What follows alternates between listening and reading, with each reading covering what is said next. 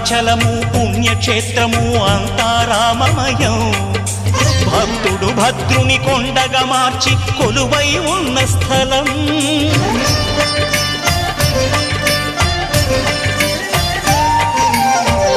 భక్తితో రామదాసు ఈ ఆలయమును కట్టించనయా.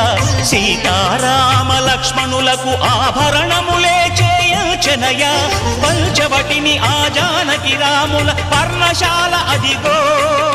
సీతారాములు జలకములాడిన శేషతీర్థమదిగో. రామభక్తితో నదిగా మారిన శబరి ఇదే.